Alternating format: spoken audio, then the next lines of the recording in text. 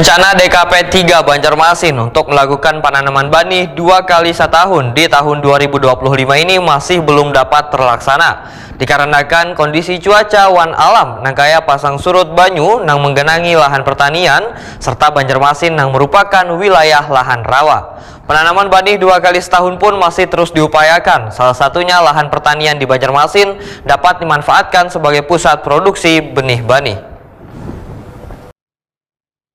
Rencana Dinas Ketahanan Pangan Pertanian dan Perikanan Banjarmasin untuk melakukan penanaman benih 2 kali setahun di tahun 2025 ini masih belum dapat terlaksana dikarenakan kondisi cuaca wan alam nang kaya pasang surut banyu nang menggenangi lahan pertanian serta Banjarmasin nang merupakan wilayah lahan rawa.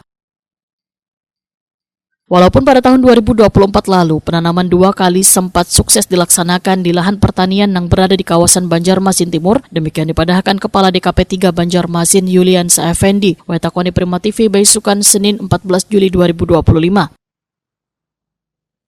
Yuliansa Effendi memadahkan penanaman benih 2 kali setahun masih terus diupayakan, salah satunya lahan pertanian di Banjarmasin dapat dimanfaatkan sebagai pusat produksi benih-benih.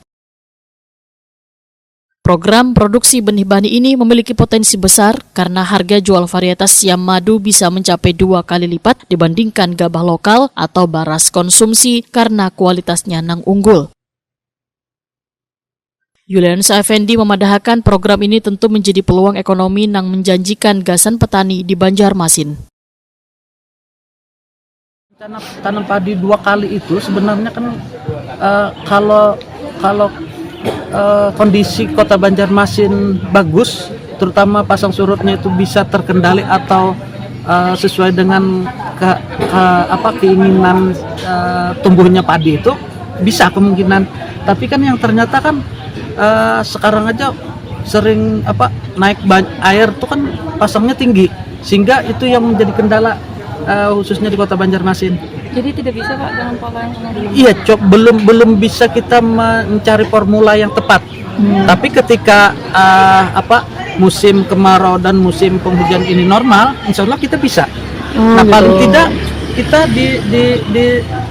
kan kita ada memiliki lahan Pemko Banjarmasin kemarin untuk ketahanan pangan juga.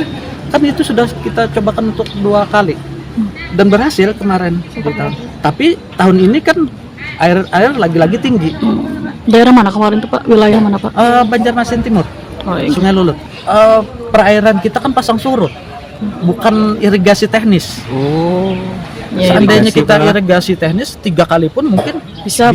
Kalau diatur malah lah. Kami juga sekarang ini coba bekerja sama dengan BRMP Provinsi Kalsel. Kepengen kita maunya tuh kita sebagai penghasil menghasilkan benih padi aja lah. Jadi karena benih padi itu kalau kita jual itu lebih mahal dari padi biasa. Gabah lokal biasa. Yuliansa Effendi menambahkan DKP 3 akan terus mengembangkan kedua program ini meskipun menghadapi kendala alam, sehingga Banjarmasin dapat menjadi sentra produksi benih-benih sekaligus meningkatkan hasil pertanian melalui penanaman 2 kali setahun.